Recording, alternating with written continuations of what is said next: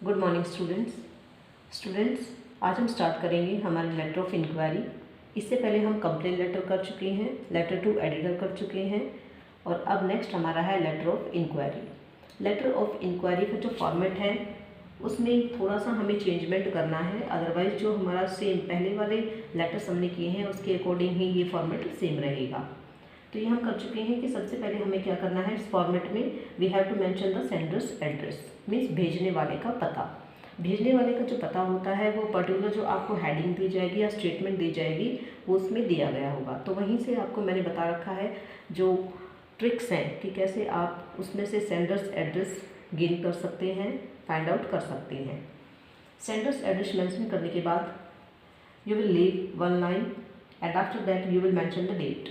Date के बारे में मैंने आपको बता दिया था, जो डेट वर्ड है ये आपको मेंशन नहीं करना है। You will mention the particular date on which you are going to write your paper और वेदर इट्स एग्जामिनेशन डेट, तो वो आपको यहाँ पर मेंशन करनी होगी।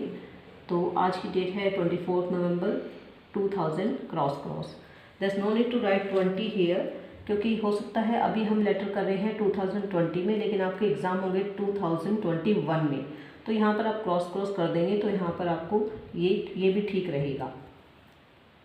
24 नवंबर जो हम लिखते हैं, तो अगर आप नवंबर को कंप्लीट लिखते हैं NOVEMBER, तो आपको यहाँ पर फुल स्टॉप लगाने की या डॉट लगाने की ज़रूरत नहीं है, बिकॉज आपने कंप्लीट जो स्पेलिंग है वो लिखती है यहाँ पर। लेकिन अगर आप इसको एब्रीवेशन में लिख रहे हैं, इट में शॉर्ट फॉर्म में लिख रहे हैं, then you will mention the dot here and after that you will mention the comma, after that you will mention year, it means 24 November 2000 cross.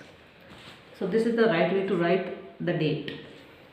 After the date you will leave one line and you will mention the address of addressee। Address of addressee क्या होता है? Address of addressee होता है जिसको आप letter संबोधित कर रहे हैं, it means to whom you are going to write the letter. और लेटर हम किसको लिख रहे हैं? लेटर हम इंक्वायरी के लिए भी लिख सकते हैं, कंप्लेन लेटर्स हम लिख सकते हैं और लेटर टू एडिटर भी हम लिख सकते हैं। तो यहाँ पर किसको हमें ये लेटर लिखना है वो आपको यहाँ पर मैंशन करना पड़ेगा।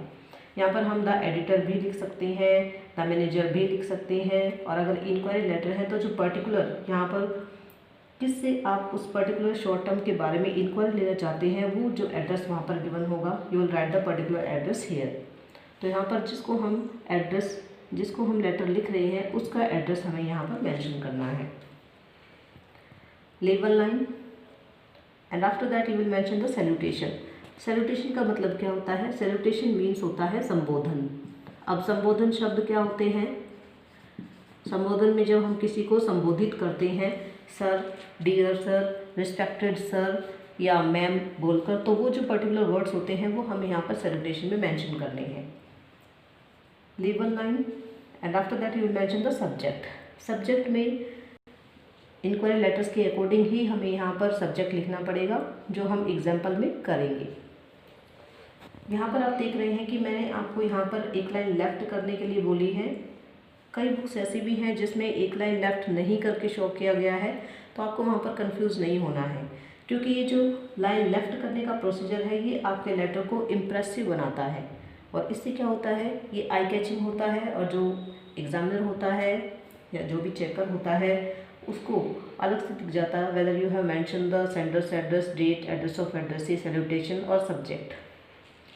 After subject, if you want to leave a line, then you can leave it.